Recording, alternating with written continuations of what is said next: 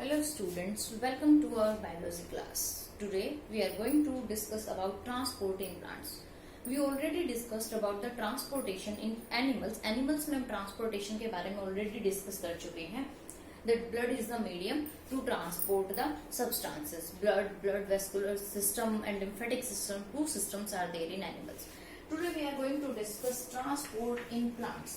आज हम बात करेंगे इसकी transport in plants.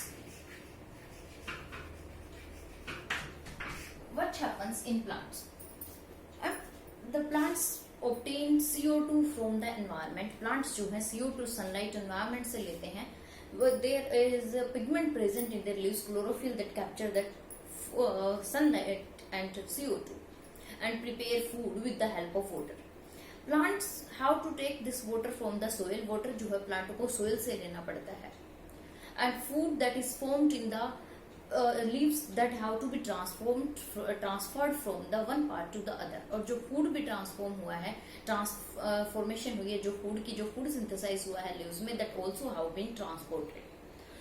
Plants have to take another minerals also from soil. दूसरे नाइट्रोजन फॉस्फोरस इन मिनरल्स को भी प्लांट को जरूरत पड़ती है, नीड होती है. These minerals are provided by the soil. ये मिनरल्स प्लांट को कौन प्रोवाइड करेगा? Soil. So these minerals are provided by the soil and the organ which is in contact with the soil take up these minerals. और वो plant का part जो soil के contact में होगा वो इन minerals को take up these minerals और इन minerals को लेगा. And that part is roots. और वो जो part है that is the root. The part that is in contact with the soil is the root. Root है जो उन water और minerals को soil से absorb करेगी. अब if there is a less difference between the soil and roots and the parts, that is means plants, if the distance is less between the leaves and the roots, then the transportation, then diffusion is sufficient to transport these substances. अगर plant की height कम है और distance कम है plant के बीच में, leaves है जहाँ food synthesize हो रहा है, जो roots है उनके बीच में distance कम है, herbs वगैरह के केस में, तो diffusion जो है that is sufficient. डिफ्यूजन जो है वो सफिशिएंट है. डिफ्यूजन की हेल्प से सब्सटेंसेस ट्रांसपोर्ट हो जाते हैं. But what happens in case of tall trees. लेकिन जो टॉल ट्रीज हैं, लंबे लंबे पेड़ हैं, इन ट्रीज के केस में क्या होगा? अब in case of tall trees a transportation system should be provided to the plant. Plants के अंदर एक ट्रांसपोर्टेशन का सिस्टम मिले, एक ट्रांसपोर्टेशन का सिस्टम जरूरी है कि ताकि प्रॉपर ट्रांसपोर्टेशन हो सके. Because diffusion is not sufficient in the case of the long और टोलर प्लांट्स. जो लंबे लंबे प्लांट्स हैं, टोल प्लांट्स हैं, इन प्लांट्स के केस में डिफ्यूजन जो है सफिशिएंट नहीं है. तो there must be a transportation system. वहां एक ट्रांसपोर्टेशन सिस्टम की जरूरत है इन मटेरियल्स को, इन मिनरल्स को, इन सब्सटेंसेस को ट्रांसफर करने के लिए. Second difference between animals and plants is that animals have complex body design. They have more proportion of living cells and their energy needs are more, so their they needs a fast transportation system. Animals के अंदर ज्यादातर living cells होते हैं. अब living cells हैं तो उनको energy की रिक्वायरमेंट ज्यादा होती है, तो उनके अंदर फास्ट ट्रांसपोर्टेशन सिस्टम की जरूरत पड़ती है. While in case of plants, जबकि अगर हम बात करें प्लांट्स की, तो प्लांट्स के केस में ज्यादातर प्रोपोर्शन जो है, मैक्सिमम जो है, ज्यादातर जो है वो डेड सेल्स प्रेजेंट होते हैं. इन case of plants dead cells are present, so these dead cells needs less maintenance. in dead cells को less maintenance की जरूरत पड़ती है.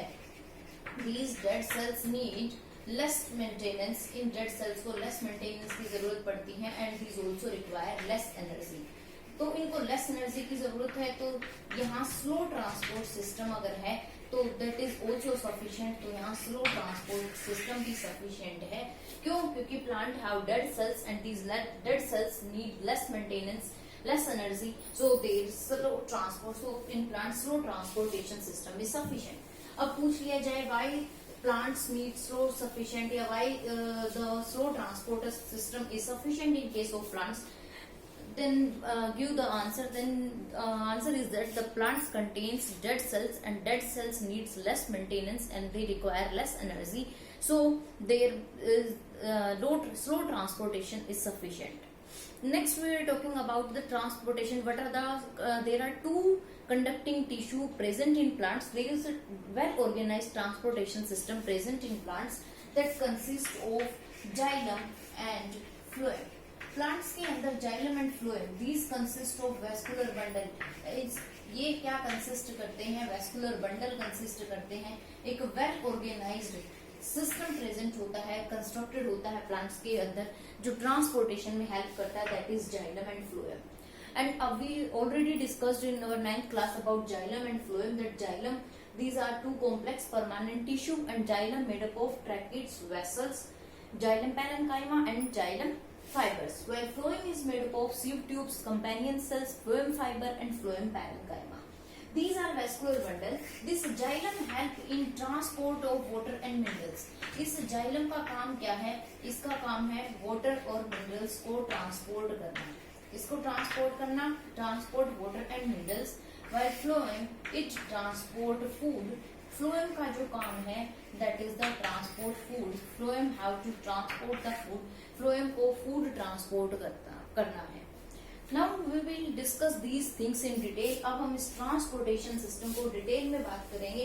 सबसे पहले हम बात करते हैं transportation of water and minerals की वाटर और मिनरल्स कैसे ट्रांसपोर्ट होते हैं. Transport of water and minerals. सबसे पहले हम बात करेंगे transport of water and minerals की, कि वाटर और मिनरल्स कैसे ट्रांसपोर्ट होते हैं. These are present in roots. जो वाटर और मिनरल्स हैं ये कहाँ प्रेजेंट होते हैं? These are present in the roots of the plants. ये प्लांट्स की roots these are present in soil. ये कहाँ प्रेजेंट होते हैं? सोइल. और सोइल के कांटेक्ट में जो ऑर्गन है that is the root. Soil के कांटेक्ट में प्लांट का कौन सा ऑर्गन है? That is the. तो सबसे पहला काम क्या होगा? सबसे पहला पॉइंट क्या होगा यहाँ? Absorption of water and minerals. Transport तभी होंगे जब ये एब्जॉर्ब होंगे. तो सबसे पहला काम है transport of water and minerals. Water और मिनरल्स का transportation is the first point in case of the transportation water और मिनरल्स में. सबसे पहले ये वाटर और मिनरल्स सोइल से रूट्स एब्जॉर्ब करेंगे. इनको एब्जॉर्ब कौन करेगा? Roots. Roots absorb these water और मिनरल्स. अब रूट्स के अंदर रूट हेयर्स होते हैं. रूट हेयर्स जो है ये एब्जॉर्ब करते हैं वाटर को. और जो एपिडर्मल सेल्स होते हैं रूट्स के, ये भी 11th क्लास में पढ़ चुकी हूँ. एपिडर्मिस सबसे आउटर मोस्ट कवरिंग होती है. जो रूट एपिडर्मल सेल्स हैं दीज एब्जॉर्ब मिनरल्स. ये क्या एब्जॉर्ब करते हैं? ये एब्जॉर्ब करते हैं मिनरल्स को. तो सबसे पहला पॉइंट क्या है? Absorption of water and minerals. Second is that the root hairs absorb. Roots के ऊपर रूट हेयर्स प्रेजेंट होते हैं. These absorb water. और जो रूट एपिडर्मल है वो मिनरल्स एब्जॉर्ब करते हैं. अब ये होता कैसे है? Firstly root minerals enter into the roots. सबसे पहले क्या होंगे? मिनरल्स जो है वो रूट्स के अंदर एंटर करते हैं. Minerals actively enters into roots. Actively roots के अंदर एंटर करेंगे. Enters into roots. अब रूट्स के अंदर जैसा ही मिनरल्स एंटर करेंगे रूट्स के अंदर कंसंट्रेशन जो है वो इंक्रीज हो जाएगी. जैसे ही मिनरल्स, सबसे पहले minerals actively enter into the roots. Actively minerals जो है रूट एपिडर्मल सेल्स में एंटर करेंगे. जैसे ही एंटर करेंगे कंसंट्रेशन जो है वो इंक्रीज हो जाएगी. एक कंसंट्रेशन डिफरेंस मेंटेन हो जाएगा रूट के और सोइल के बीच में. जैसे ही मिनरल्स सोइल के अंदर सोइल से एक्टिवली रूट्स के अंदर एंटर करेंगे तो सोइल और रूट्स के बीच में एक कंसंट्रेशन डिफरेंस मेंटेन होगा. And to eliminate this concentration, इस कंसंट्रेशन डिफरेंस को एलिमिनेट करने के लिए now water moves into the roots. अब क्या करेगा? वाटर मूव्स करेगा इसमें सेल्स में. सबसे पहले क्या हुआ? मिनरल्स एक्टिवली रूट्स के अंदर एंटर करेंगे तो एक कंसंट्रेशन ग्रेडिएंट डेवलप होगा. उनके अंदर कंसंट्रेशन इंक्रीज हो जाएगी मिनरल्स की. और एक कंसंट्रेशन इंक्रीज अगर हो गई तो एक कंसंट्रेशन डिफरेंस डेवलप हो जाएगा. टू एलिमिनेट दिस डिफरेंस, उस डिफरेंस को एलिमिनेट करने के लिए वाटर जो है सेल्स के अंदर मूव करेगा. उसके बाद जैसे ही सेल्स के अंदर यहाँ ये जो है यहाँ पर ये रूट हेयर और ये रूट सेल्स हैं ये बहुत सारे, और यहाँ पर प्रेजेंट होता है हमारा वेस्कुलर बंडल। तो सबसे पहला जो ट्रांसपोर्टेशन होता है that is the lateral transport. हमने ये पढ़ा कि जैसे ही वाटर यहाँ एंटर करेगा सबसे पहले वो लेटरल डायरेक्शन में ट्रांसपोर्ट होगा, उसके बाद जो है वो किसके अंदर जाएगा, जाइलम वेसल्स के अंदर जाएगा। तो जैसे ही वाटर मूव्स किया सेल के अंदर, इसकी लेटरल ट्रांसपोर्टेशन होगी। वाटर नेक्स्ट स्टेप क्या होगा, lateral transportation of water, lateral transportation of water into xylem vessels.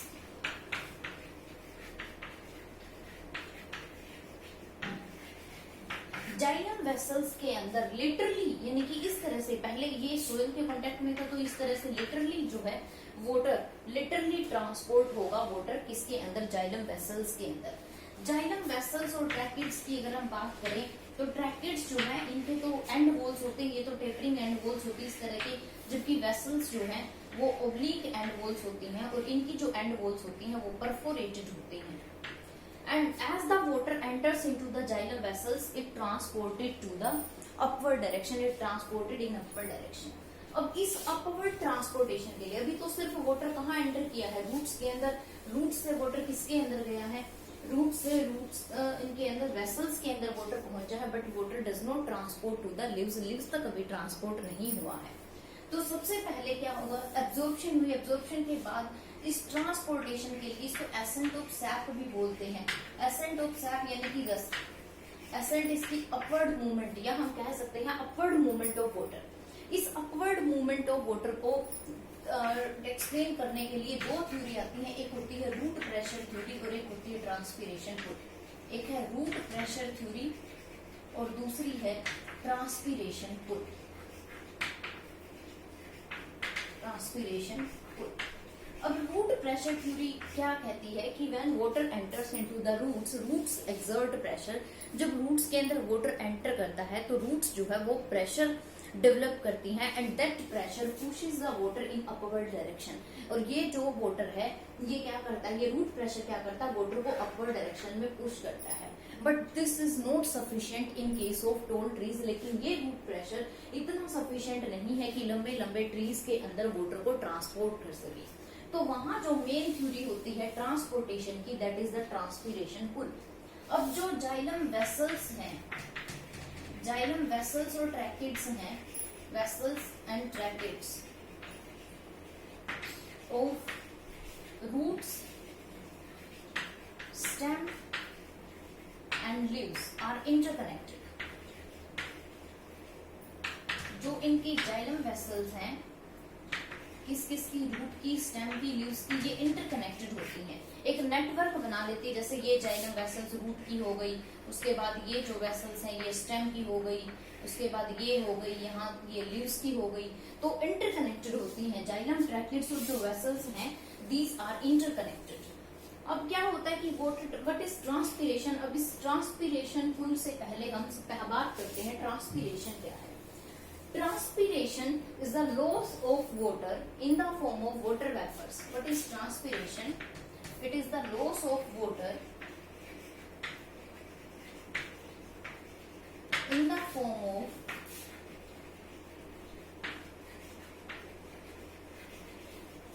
water vapors from aerial parts of plants.